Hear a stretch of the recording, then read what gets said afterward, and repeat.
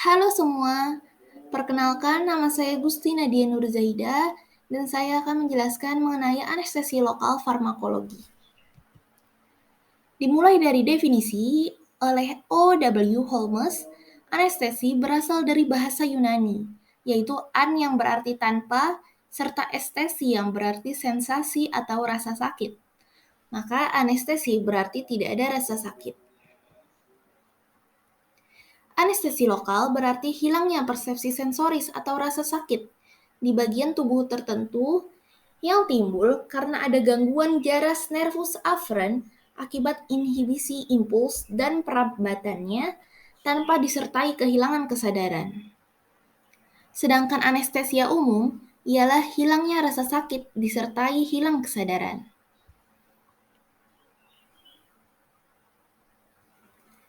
Timbul pertanyaan, bagaimana mekanisme kerja dari anestesi lokal? Nah, anestesi lokal menghasilkan anestesia dengan memblok eksitasi atau konduksi di saraf perifer. Bentuk non-ion dari anestesi lokal akan menembus membran akson dan secara reversibel memblok kanal Na sehingga ion natrium tidak masuk ke dalam sel. Hal tersebut menyebabkan terjadinya penurunan depolarisasi sel saraf. Berikut merupakan rangkuman dari mekanisme kerja sebelumnya, yaitu cara kerja utama dari anestesi lokal ialah bergabung dengan reseptor spesifik yang terdapat pada kanal Na+, sehingga mengakibatkan terjadinya blokade pada kanal tersebut, dan hal ini akan mengakibatkan hambatan gerakan ion melalui membran. Selanjutnya, aktivitas fisiologi dari anestesi lokal. Aktivitas fisiologi ini sangat bergantung pada poin-poin yang saya tulis di sebelah kiri, yaitu pertama ada kelarutan dalam lipid. 90% sel saraf tersusun atas komponen lipid. Peningkatan kelarutan dalam lipid dari anestesi lokal menghasilkan penetrasi ke dalam sel saraf untuk memblok kanal natrium. Yang kedua yaitu kemampuan berdifusi ke dalam jaringan akan mempengaruhi onset suatu anestesi. Bentuk non-ion akan lebih cepat berdifusi ke dalam membran untuk mencapai targetnya, yaitu memblok kanal Na. Semakin cepat difusi dari anestesi lokal, onset juga semakin cepat. Yang ketiga yaitu afinitasnya berikatan dengan protein membran. Kanal natrium merupakan suatu protein yang berada pada membran sel. Semakin kuat ikatan obat dengan protein kanal ion, maka durasi obat akan semakin lama. Yang keempat yaitu terkait pH obat atau pH anestesi lokal yang umumnya berkisar antara 7,6 sampai 8,9. Semakin dekat pH kesetimbangan untuk anestesi yang diberikan mendekati pH fisiologi, maka semakin cepat onset kerjanya. Yang terakhir, yang kelima, yaitu kemampuan anestesi lokal untuk menyebabkan vasodilatasi. Semua anestesi lokal, kecuali kokain, adalah vasodilator. Vasodilatasi terjadi melalui relaksasi langsung serabut otot polos arteriol perifer. Aktivitas vasodilator yang lebih besar dari anestesi lokal akan menyebabkan absorpsi lebih cepat, maka durasi kerja lebih pendek. Untuk mengatasi vasodilatasi ini, diberikan atau ditambahkan obat yang memiliki efek vasokonstriksi. Dalam hal ini, obat epinefrin sering digunakan.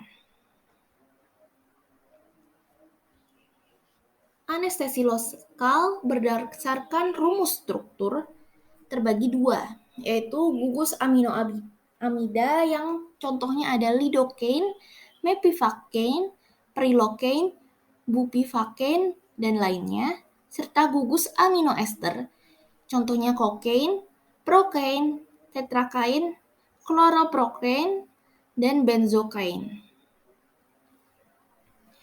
Selanjutnya, jenis-jenis anestesi lokal berdasarkan cara pemberian.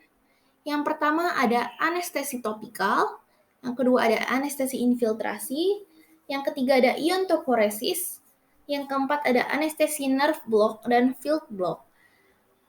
Anestesi nerve block adalah anestesi lokal yang dikenakan langsung pada syaraf, sehingga menghambat jalannya rangsangan dari daerah operasi yang diinervasinya. Field block yaitu disuntikan pada sekeliling lapangan operasi, sehingga menghambat semua cabang syaraf proksimal sebelum masuk ke daerah operasi. Yang terakhir, anestesi spinal dan epidural. Teknik spinal dan epidural, anestesi lokal disuntikan ke dalam sumsum tulang belakang, sehingga terjadi blok rangsangan nyeri dari beberapa area tubuh seperti perut, pinggul, atau kaki. Teknik ini biasanya digunakan pada proses sesar atau operasi persalinan. Selanjutnya kita masuk ke obat pertama yang termasuk golongan amida, yaitu lidocaine. Lidocaine memiliki nama generik yaitu lidocaine hidroklorida dan nama dagang silocaine. Untuk dosis pemberian, lidocaine bergantung pada rute, tipe tindakan, durasi yang diinginkan, dan kondisi pasien. Dosis maksimal dewasa adalah 7 mg per kilogram berat badan dan tidak melebihi 500 mg. Dosis maksimal anak adalah 3 mg per kilogram berat badan, di mana berat badan yang digunakan adalah berat badan ideal. Pada anestesi infiltrasi digunakan lidocaine 0,5%, dan pada anestesi blok dan topikal digunakan lidocaine 1 hingga 2%.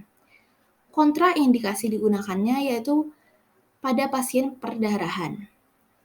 Efek samping penggunaan lidocaine adalah rasa kantuk, pusing, parestesia, kedutan otot, gangguan mental, koma, dan lain-lain. Dosis berlebihan akan menyebabkan kematian yang dikarenakan fibrilasi ventrikel atau henti jantung. Interaksi obat, lidocaine akan membuat interaksi dengan bahan vasokonstriktor. Untuk farmakodinamiknya, lidocaine anestesi terjadi lebih cepat, lebih kuat, lebih lama, dan lebih ekstensif daripada yang ditimbulkan procaine pada konsentrasi yang sebanding. Anestesi ini efektif bila digunakan tanpa vasokonstriktor, tetapi kecepatan absorpsi dan toksisitasnya bertambah dan masa kerjanya lebih pendek. Lidocaine merupakan obat terpilih bagi mereka yang hipersensitif terhadap anestesi lokal golongan ester, seperti procaine, tetracaine, dan lainnya. Selanjutnya, farmakokinetik yang pertama, absorpsi. Absorpsi lidocaine sangat baik. Bila diberikan secara IV atau intravena, onset kerja di 45 hingga 90 detik dengan durasi 10 hingga 20 menit. Jika diberikan secara infiltrasi pada jaringan, onset kerja 1 hingga 5 menit. Pada lidocaine jelly, onset kerja muncul kurang dari 5 menit dan durasi terjadi 20 hingga 30 menit. Pada lidocaine sediaan tetes mata, onset terjadi 20 detik hingga 5 menit dengan durasi 5-30 menit. Nah, absorpsi lidocaine sangat baik melalui traktus gastrointestinal atau saluran pencernaan, membran mukosa, kulit yang luka, tempat injeksi, dan juga otot. Absorpsi tidak begitu baik pada kulit yang intak. Absorpsi sistemik secara IV atau intravena dipengaruhi oleh beberapa faktor, yaitu dosis, tempat suntikan, ikatan obat jaringan, adanya bahan vasokonstriktor, dan sifat fisikokimia obat. Untuk distribusinya, lidocaine didistribusikan berikatan dengan protein sebanyak 60 hingga 80%. Distribusi volume lidocaine adalah 0,7 hingga 2,7 liter per kilogram. Lidocaine dapat melewati sawar plasenta, sawar darah otak, dan masuk ke dalam ASI. Dalam kategori obat kehamilan dan menyusui, lidocaine termasuk pada kategori B. Untuk metabolismenya, lidocaine dimetabolisme secara cepat dalam hati menjadi metabolit aktif monoetil glisin silidin atau MEGX dan glisin silidin atau GX. Lidocaine menginhibisi enzim CYP1A2, CYP2D6, serta CYP3A4. Selanjutnya, untuk ekskresi dari farmakokinetik lidocaine, ikatan amida dari anestesi lokal dihidrolisi oleh enzim mikrosomal hati. Kecepatan metabolisme senyawa amida di dalam hati bervariasi bagi setiap individu. Perkiraan urutannya adalah paling cepat perilokin, disusul etidokin, disusul lidokin, disusul mevikin, dan terakhir bupivacain. Akibatnya, toksisitas dari anestesi lokal tipe amida ini akan meningkat pada pasien dengan gangguan fungsi hati. Yang terakhir, farmakokinetik dari lidocaine eliminasi. Nah, lidocaine sebagian besar diekskresikan melalui urin dengan kurang dari 10% dalam bentuk tidak berubah. Waktu paruh eliminasi adalah bifasik, dengan awalnya pada 7 hingga 30 menit, kemudian 1,5 hingga 2 jam. Kita lanjut ke obat golongan ester, yaitu prokain. Dengan rumus kimia C13H2, H20N2O2. Nama generik prokain hidroklorida dengan nama dagang Novocaine. Ditemukan oleh Jerman Alfred Einhorn, kategori obat keras, dan termasuk pada kehamilan dan menyusui di kategori C. Kontraindikasi prokain ada hipersensitivitas, blok jantung lengkap, tidak untuk diaplikasikan pada permukaan yang meradang atau memar, konsentrasi plasma kolinesterase rendah, septikemia umum, blok epidural atau spinal, tidak boleh digunakan pada pasien dengan penyakit cerebrospinal dan shock kardiogenik atau hipovolemik, atau keadaan koagulasi yang berubah. Indikasi pemakaian prokain adalah digunakan sebagai anestesi lokal, terutama dalam bedah mulut atau oral. Dosis pada injeksi di anestesi infiltrasi perkutan pada dewasa diberikan 350 hingga 600 mg menggunakan larutan 0,25 atau 0,5%. Pada injeksi di blok saraf tepi untuk dewasa diberikan 500 mg prokain HCl sebagai larutan 0,5%, 1% atau 2%, hingga 1 gram dapat digunakan. Selanjutnya, efek samping obat. Prokain dapat memunculkan efek samping eksitasi SSP, pusing, tinnitus, penglihatan kabur, mual dan muntah, otot berkedut dan tremor, kejang, mati rasa lidah dan daerah perioral, bradikardia, aritmia. Bisa juga menimbulkan hipersensitivitas, metemoglobinemia, keracunan janin, serta kerusakan kornea. Juga berpotensi fatal, dapat menimbulkan hipotensi parah yang menyebabkan serangan jantung pada penggunanya.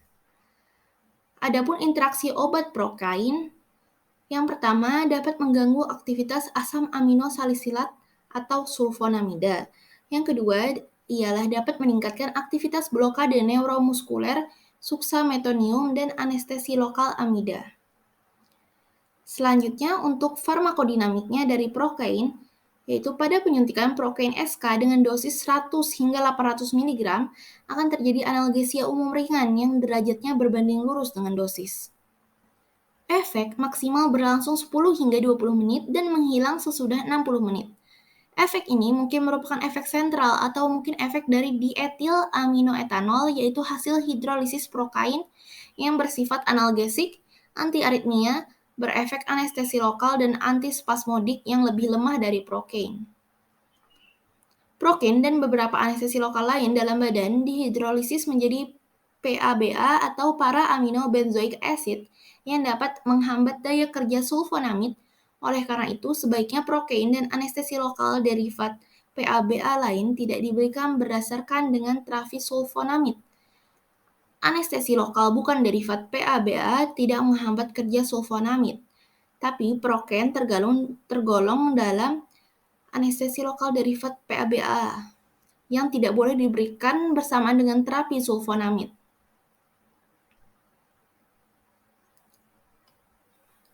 Lalu kita masuk ke farmakokinetik. Yang pertama, absorpsi.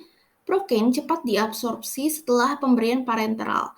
Absorpsi berlangsung cepat dari tempat suntikan juga, dan untuk memperlambat absorpsi perlu ditambahkan vasokonstriktor.